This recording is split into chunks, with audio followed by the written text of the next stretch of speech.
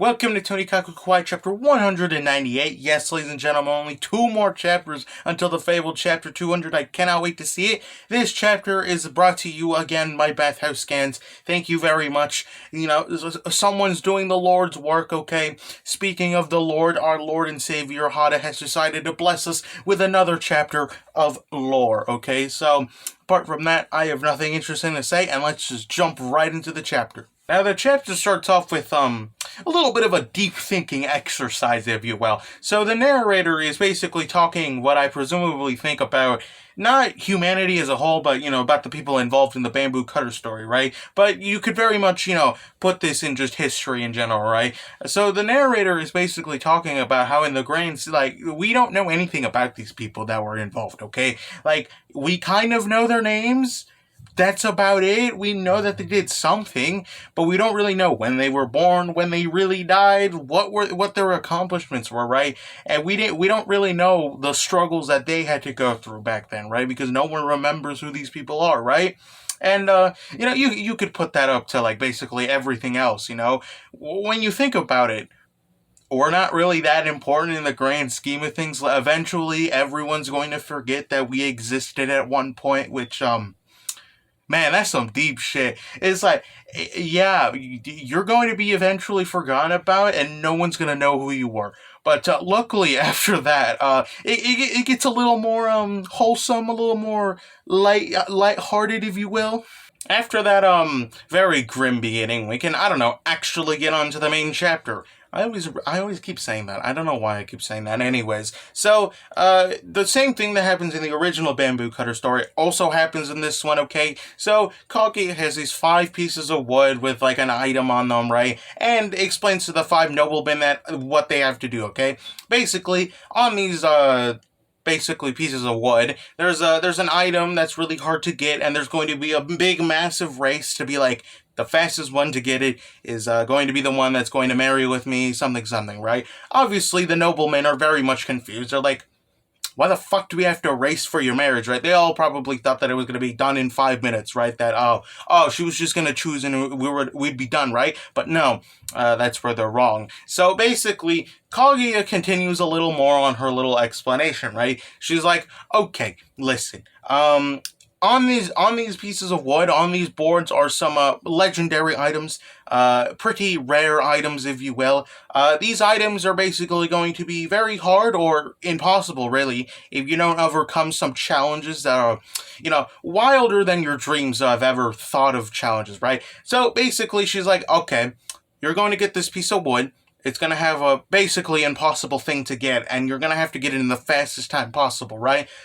She apparently justifies this by saying, because you're willing to sacrifice so many things just to get this specific item, just to show to me, it's somehow irrefutable evidence that, you love me, right? And basically, without this, she's not gonna get the proof that, you actually really love her, or something like that, really.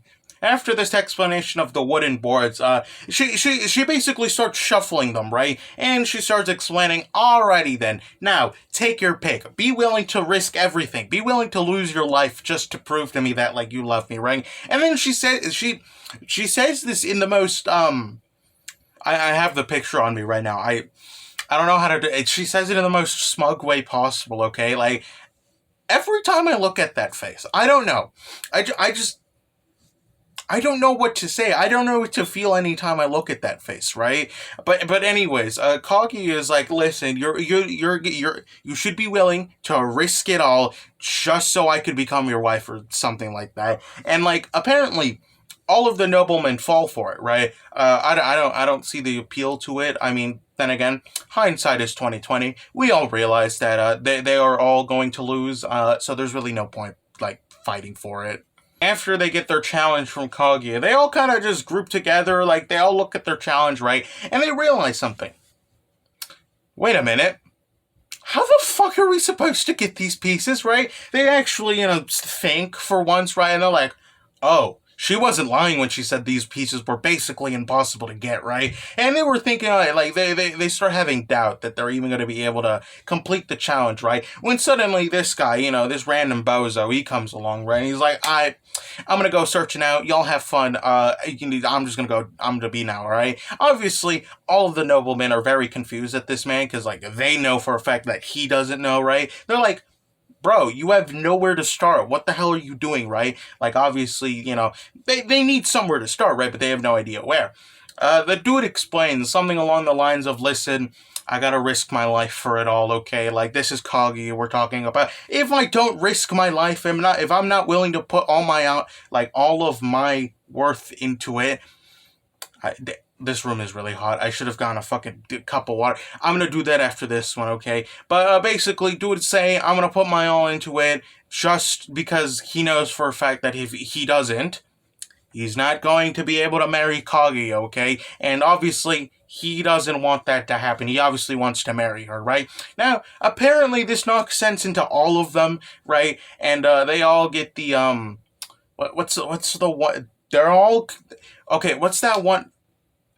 They're all convinced about this, right? And they suddenly are all excited about this, right? And they're like, yeah, I'm gonna be the one that's gonna win Kaguya's heart, right? I'm gonna be the fastest one, and y'all are gonna lose, right? So basically, oh, there you go. They get the motivation. There you go. They get the motivation that they need to go off and find it, right? Now, while all of this is going on, there's this random cart that's just like walking, right? We then find out that, oh, it's the Emperor. We cut to the Emperor, who's in his little tiny, like, carriage or whatever. He's being traveled along by his servant, right? Which I should probably point out a mistake that I did in the last episode.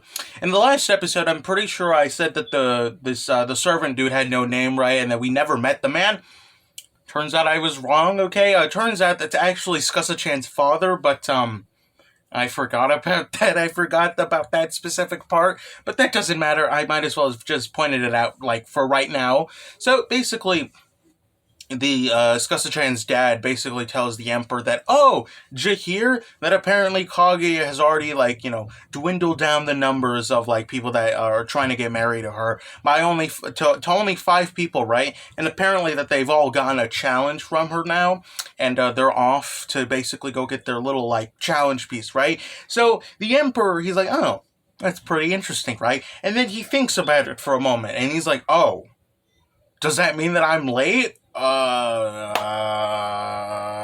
He's slightly concerned that, oh shit, I'm actually probably late, right?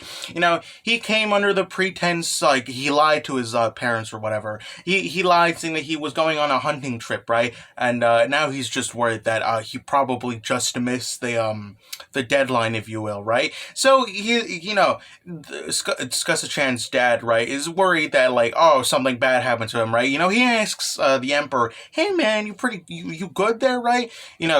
The Emperor, he's like, oh yeah, no, don't worry about it. I'm completely fine, right? And he decides to keep going on his quest to Kaguya's house, right? So they reach Kaguya's house, and turns out that the old guy, what was the name that I used for him? The Guardian. There you go. He's Kaguya's male guardian, right? He's out there, right? And he's like, oh, it's the Emperor! Hi, nice to meet you, Emperor, right? So apparently, the Emperor tells the Guardian that, hey, I'm here to look for Scuzza-chan, right? The dude's like, hold on, just...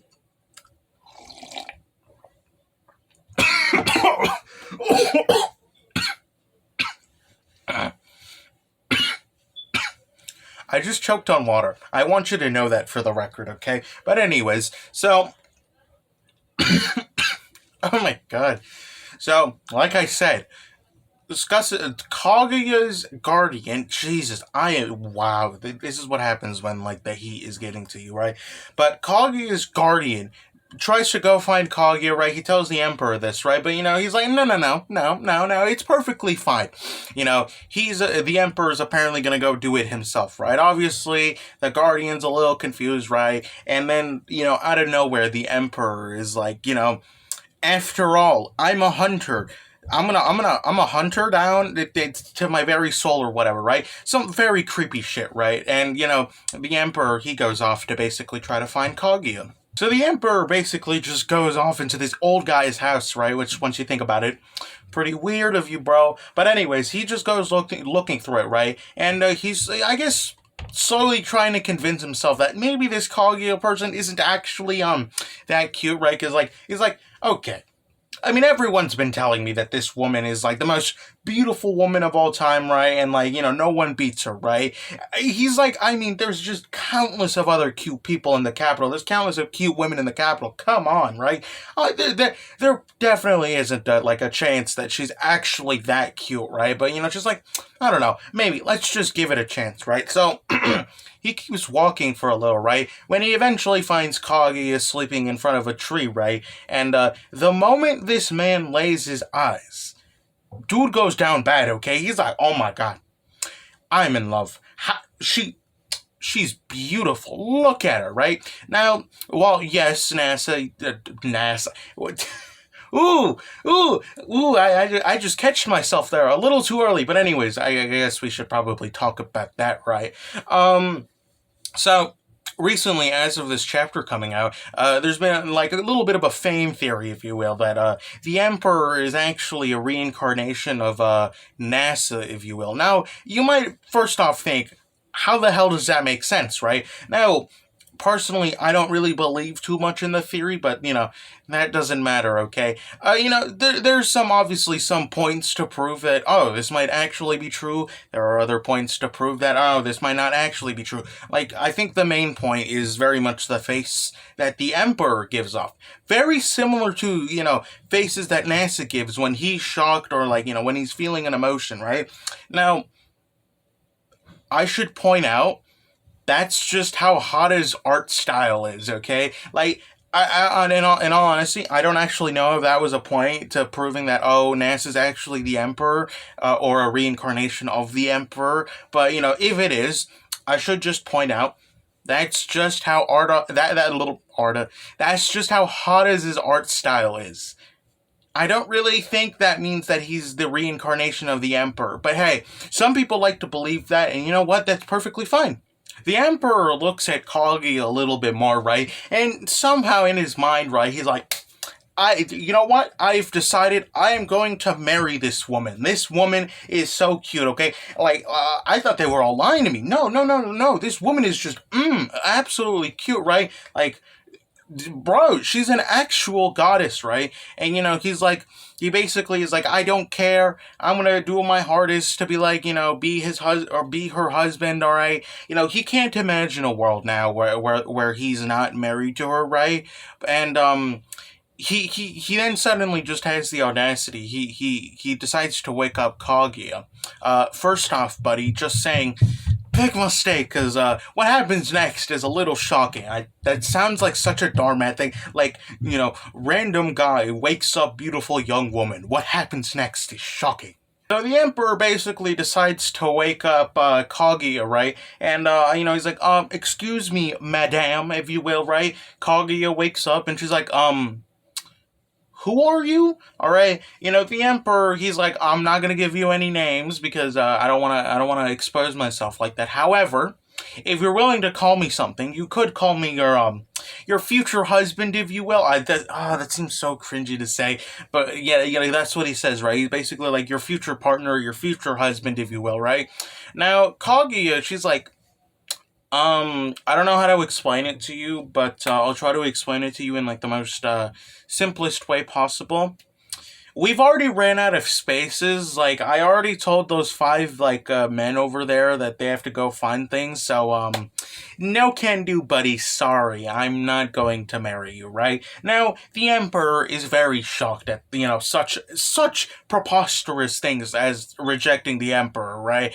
And, he's very confused. He's like, what? I don't know what you mean there, right? Kaguya continues, right? She's like, listen, I don't exactly know who you are, kind of creeping me out a little bit, and, who told you can just interrupt me in my sleep, right? And she gets a little mad, she gives off this menacing face, okay? She's like, listen, I mean, I ain't gonna love anyone that just interrupts my sleep like that. Not in this life, not in any other life, never. Absolutely not, right? And basically rejects the Emperor, okay? Now, I'm not saying that the Emperor runs off like a pussy crying, but that's exactly what the Emperor does, okay? So the Emperor runs off like a pussy, and he basically he goes to cry in a river, okay?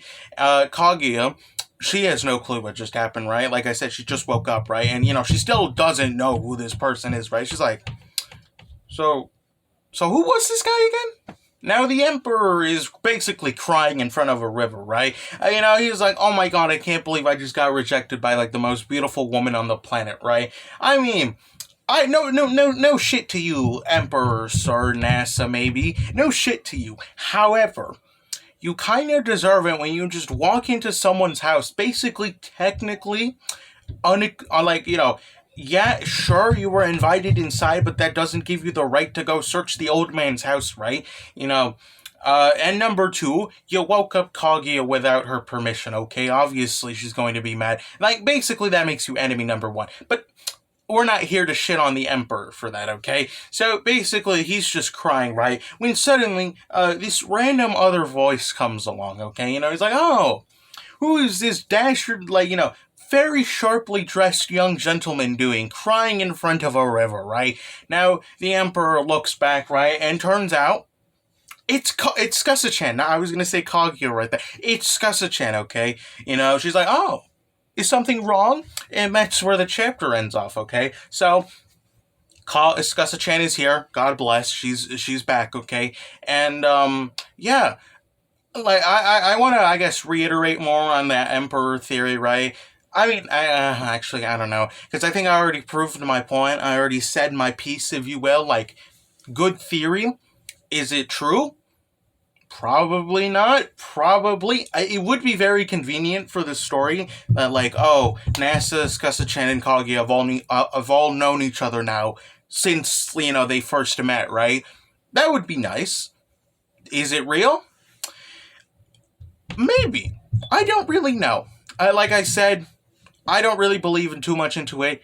There are some good points, mainly being that, like, dude looks similar to NASA, but, like, actually, come to think of it, yeah, no, apart from that, there's, like, not really any good points, but, if you want to believe it, in the whole NASA is the Emperor theory, be my guest. Do it. Why not? If that's your cup of tea, that's your cup of tea. Personally, I don't really believe in too much. Like, if there's more proof of it, then maybe I'll start believing it in more. But it's not it's not like, Skasa-chan is immortal theory, okay? From, like, back in the very beginning, okay? Where that one had very much kind of undeniable proof that, oh yeah, no, she's immortal, right? And this one, it's a little new for me to basically hop on it and basically be like, yes, this is completely 100% real.